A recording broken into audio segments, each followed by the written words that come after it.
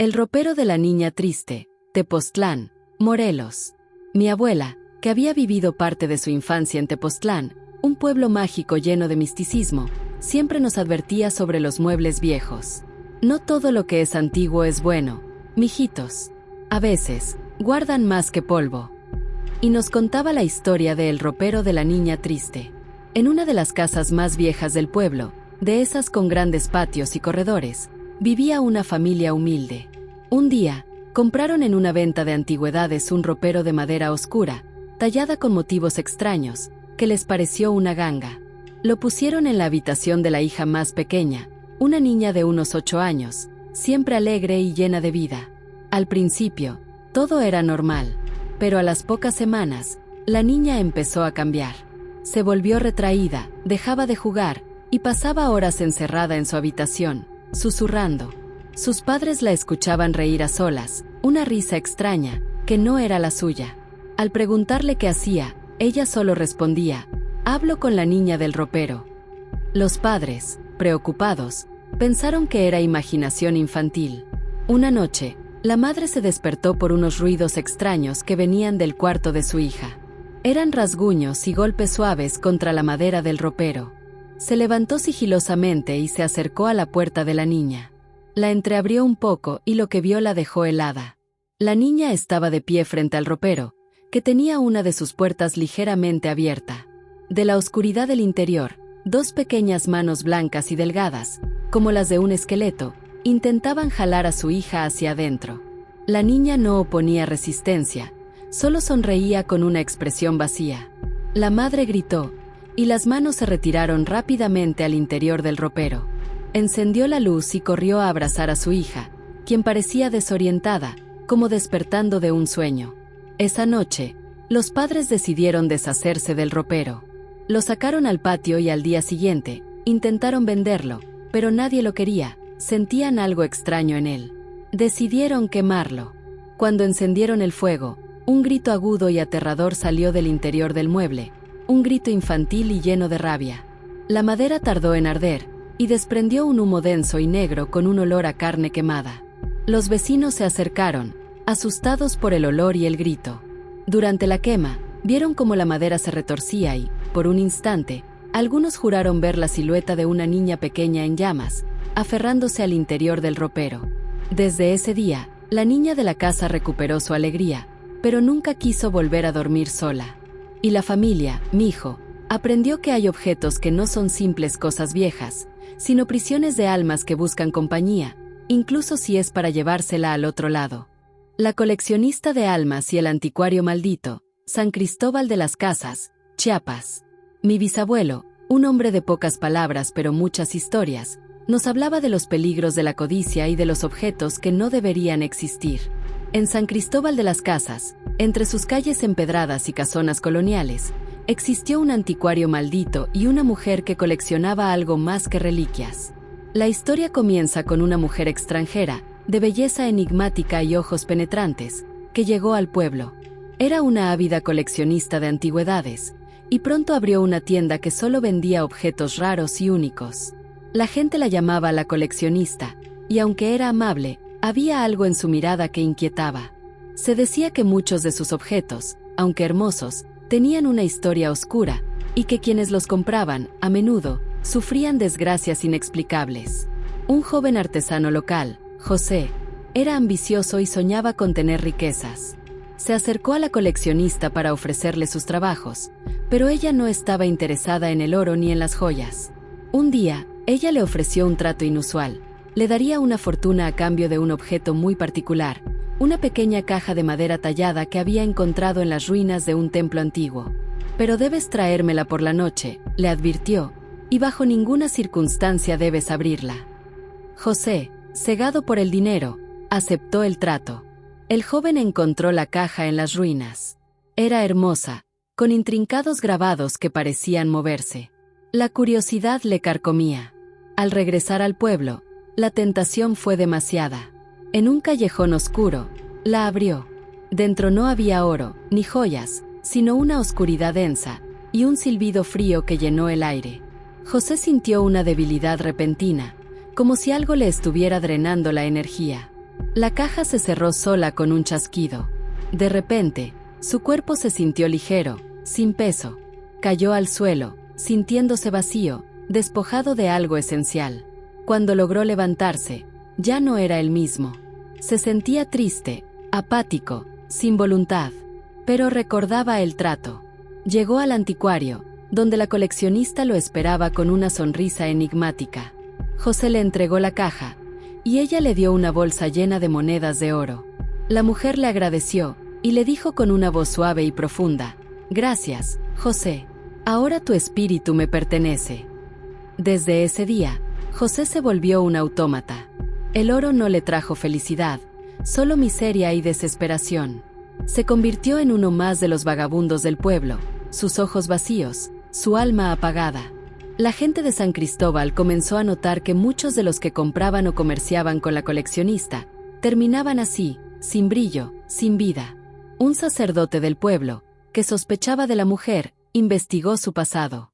Descubrió que la coleccionista era una entidad antigua, una especie de vampiro espiritual que se alimentaba de la alegría, la esperanza y, en última instancia, del alma de las personas, guardándolas en los objetos que vendía. Su anticuario no era solo una tienda de objetos, sino una prisión de espíritus. El sacerdote logró expulsarla del pueblo con un ritual, y el anticuario cerró sus puertas para siempre. Pero se dice que algunos de los objetos que se vendieron siguen guardando las almas de sus antiguos dueños, y que si te topas con uno de ellos, podrías sentir la tristeza, la desesperación o la alegría de quien fue su prisionero. Así que ya sabes, mijo, no todo lo que brilla es oro, y a veces, lo más hermoso esconde los más oscuros secretos. La sombra del cosechador, Ocampo, Coahuila. Mi abuelo, un hombre de campo, siempre respetaba la tierra. Decía que la tierra tiene memoria, y que a veces, lo que sembramos en ella, sea bueno o malo, regresa. Y nos contó la historia de la sombra del cosechador en Ocampo, un lugar vasto y desolado, donde las milpas guardaban un secreto terrible. Hace muchas décadas, en un rancho aislado de Ocampo, vivía un terrateniente cruel y ambicioso, don Ramiro. Explotaba a sus peones, les pagaba miserias y no dudaba en despojarlos de sus tierras si se negaban a trabajar para él. Era un hombre sin escrúpulos, y su fortuna crecía a costa del sufrimiento ajeno. Su campo más productivo era un maizal enorme, del que se decía, cosechaba una fortuna cada año. Un día, uno de los peones, un anciano sabio y respetado por la comunidad, se atrevió a confrontar a don Ramiro por sus injusticias. Don Ramiro, furioso, lo golpeó brutalmente y lo dejó morir en el maizal, enterrándolo allí mismo, para que nadie supiera de su crimen. Pero antes de morir, el anciano, con su último aliento, lanzó una maldición al terrateniente: «Nunca más volverás a cosechar en paz. Tu avaricia te condenará, y tu sombra se quedará en esta tierra, buscando lo que nunca tuviste». Desde ese día, la suerte de don Ramiro cambió. Sus cosechas empezaron a fallar. Las plagas atacaban sus campos, el ganado moría, y una enfermedad misteriosa afectó a su familia. Y lo más aterrador, mijo, es que en las noches, en el inmenso maizal, se empezó a ver una sombra gigantesca que se movía entre las milpas, una sombra que parecía un hombre con una guadaña, pero que no tenía forma definida, solo una oscuridad profunda y aterradora. Los peones que se atrevían a ir al maizal de noche, juraban escuchar un susurro frío que les decía: «La cosecha es mía». Don Ramiro, atormentado por la maldición y la sombra, empezó a perder la razón. Pasaba las noches vigilando el maizal desde su ventana, viendo cómo la sombra se movía, cada vez más cerca de su casa. Intentó quemar el maizal, pero el fuego no prendía. Intentó talar las plantas, pero las hojas se retorcían como serpientes. Una noche, cuando la luna estaba en su punto más alto, la sombra no se quedó en el maizal. Entró a la casa de don Ramiro. Los sirvientes escucharon gritos desesperados y luego, un silencio sepulcral. A la mañana siguiente, encontraron a don Ramiro muerto en su cama, con una expresión de terror congelada en el rostro, y un puñado de tierra negra en su mano, como si hubiera intentado aferrarse a algo. El maizal siguió produciendo, pero nadie se atrevía a cosecharlo de noche. La sombra del cosechador aún se ve, dicen, en las noches más oscuras de Ocampo, moviéndose entre las milpas, reclamando la tierra y castigando la ambición. Es la venganza de la tierra, mijo, que nunca olvida a quienes la han profanado. La cueva de los ecos perdidos, El Chico, Hidalgo. Mi abuelo, que de joven había sido minero en Hidalgo, nos contaba historias de la tierra, de sus profundidades y de los secretos que guarda. El subsuelo, mijo, no es solo piedra. Esconde cosas que la luz del sol no debería ver. Y nos hablaba de la cueva de los ecos perdidos en El Chico, un lugar famoso por sus bosques y montañas, pero también por una caverna que robaba las voces. En las afueras del Chico, existía una cueva en las profundidades de la montaña, conocida por los locales como la Cueva del Silencio, porque decían que quien entraba, perdía la voz. La leyenda era que, hace siglos, un grupo de mineros ambiciosos, desobedeciendo las advertencias de los ancianos del pueblo, se adentraron en la cueva en busca de una veta de plata. Eran codiciosos y no respetaron los espíritus de la montaña. Dentro de la cueva, encontraron la veta, pero también una serie de extraños grabados en las paredes, y una atmósfera densa y opresiva. Uno de los mineros, al tocar uno de los grabados, sintió un escalofrío y, al intentar gritar a sus compañeros, se dio cuenta de que no salía ningún sonido de su boca. Había perdido la voz. Los demás se burlaron, pero pronto, uno a uno, al intentar hablar o gritar, sus voces desaparecieron, dejando solo un silencio aterrador. Desesperados y en pánico, los mineros intentaron salir de la cueva, pero la oscuridad se hizo más densa, y sentían que algo los seguía. Escuchaban ecos de sus propias voces, risas y lamentos que no eran suyos, sino de los ecos perdidos de otros que habían entrado antes. Uno a uno, se fueron perdiendo en la oscuridad de la caverna, sus lamentos ahogados por el silencio de la cueva. Nunca más se les volvió a ver. Desde entonces, la Cueva del Silencio, o la Cueva de los Ecos Perdidos, como la llaman ahora, es temida por los habitantes del Chico.